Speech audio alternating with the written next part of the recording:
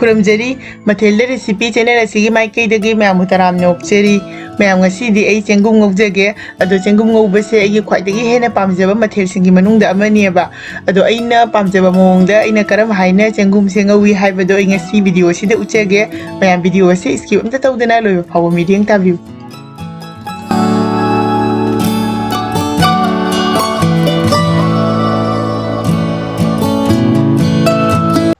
ngasi gi chengum sengau bada changada machal khara aina sida lawjare ahan bada ngasai gi chengum do ase semdoye ba yamna pikna ri semde kitang chawrop adum sembire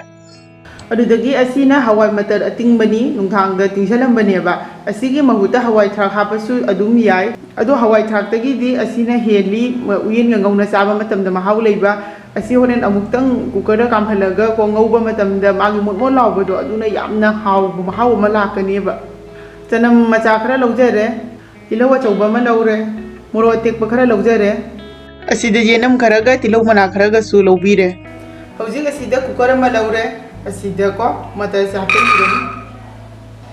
इसिंग से लुबलिबो हापिरनि बा हौजिक मखुम से जंबिरनि अदुगा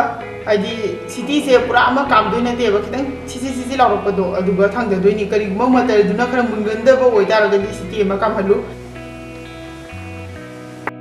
असे हाकदब चनम से कुपना सोइरोयबा को असुमाइना को मपुम ओइना लेरगा को थांगि सुमाइ तरोगा सुमाइ हमतंग थाबिगोबा को अखोइना चनम से सुगाइबा अदुदगी सोइबगी महुत को सुमाइना मपुम हापसिना को होरेन चेंगुम दुगो लोइना चाबा मतमना यामना हावबो महाव अमा लाकनिबा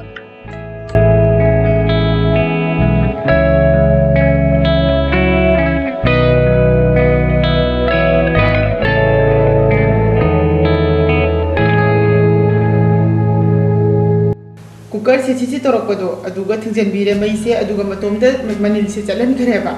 हौजी मखुम से दोपीरनी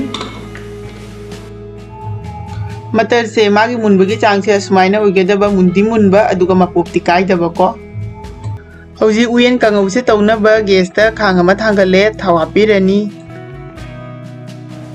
आहान बदा जीरा खितंग थादजरगे चनम हापिरनी तिलौ से हापचनबीरनी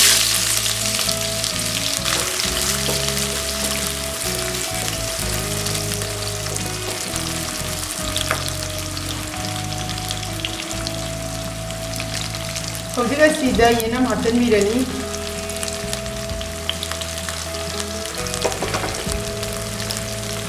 अदुदगी मोरो अटेकपसे पूरा खाइद्रे मरम मरम से खितंग कट तौबीरे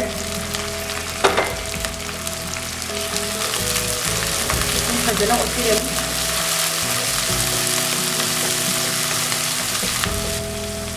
हौजिक असिदा को असाइगी मटर अफुटपदो से हापचनबीरनी यहाँ मोबीरनी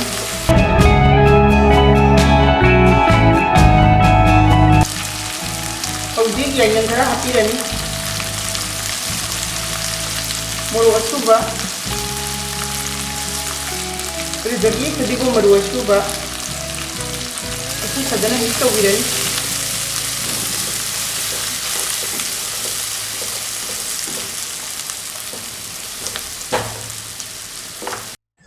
मतंग सिदा चंगुम से हापचनबीरनी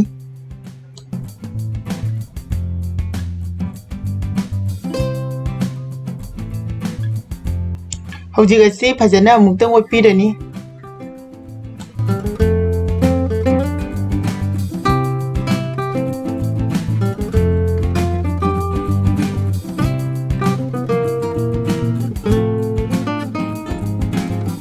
हौजिक मई से लो फ्लेम दा थंबीरनी अदुगा मिनिट 5 मुक मकुम कुसिनदुना थंबीरनी हौजिक मिनिट 5 मुक फारे अदुना मकुम से हांदोपीरनी हौजिक असी फजना मुक्तंग ओपीरनी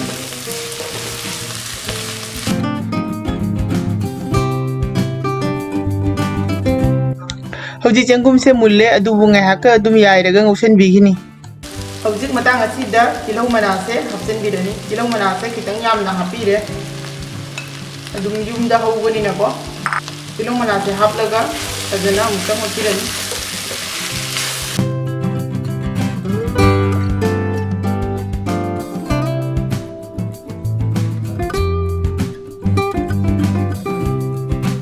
ꯍꯧꯖꯤꯛ ꯃꯇꯥꯡ ꯑꯁꯤꯗ ꯏꯁꯥꯒꯤ ꯆꯥꯡꯗ ꯊꯨꯝ ꯍꯥꯞꯄꯤꯔꯅꯤ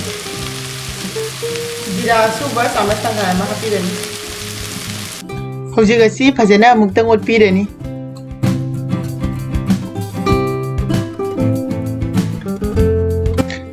ꯍꯧꯖꯤꯛ ꯃꯩꯁꯦ ꯂꯣ ꯐ꯭ꯂꯦꯝꯗ ꯊꯝꯕꯤꯒꯅꯤ ꯑꯗꯨꯒ ꯃꯔꯩ ꯃꯨꯟꯁꯟꯅꯕ ꯃꯤꯅꯤꯠ 5 ꯌꯥꯏꯗꯨꯅ ꯑꯗꯨꯝ ꯉꯧꯕꯤꯒꯅꯤꯕ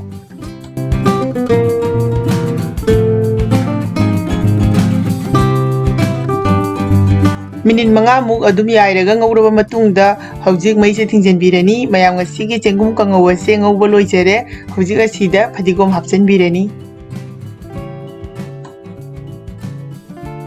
ꯃꯌꯥꯝ ꯑꯁꯤꯅꯤ ꯉꯁꯤꯒꯤ ꯑꯩꯒꯤ ꯎꯌꯦꯟ ꯀꯥꯡꯉꯧꯒꯤ ꯃꯊꯦꯜ ꯑꯁꯦ ꯑꯗꯣ ꯃꯌꯥꯝꯁꯨ ꯚꯤꯗꯤꯑꯣ ꯑꯁꯦ ꯂꯣꯏꯅ ꯌꯦꯡꯂꯕ ꯃꯇꯨꯡꯗ ꯁꯣꯏꯗꯅ ꯌꯨꯝꯗ ꯉꯧꯔꯒ ꯆꯥꯕꯤꯌꯨ ꯑꯗꯨꯒ ꯚꯤꯗꯤꯑꯣ ꯑꯁꯤꯁꯨ ꯂꯥꯏꯛ ꯁꯦꯌꯔ ꯇꯧꯕ ꯀꯥꯎꯕꯤꯒꯅꯨ ꯆꯦꯅꯦꯜ ꯑꯁꯤꯗ ꯑꯅꯧꯕ ꯑꯣꯏꯔꯒꯅ ꯁꯣꯏꯗꯅ ꯁꯕꯁꯀ꯭ꯔꯥꯏꯕ ꯇꯧꯕꯤꯔꯝꯃꯨ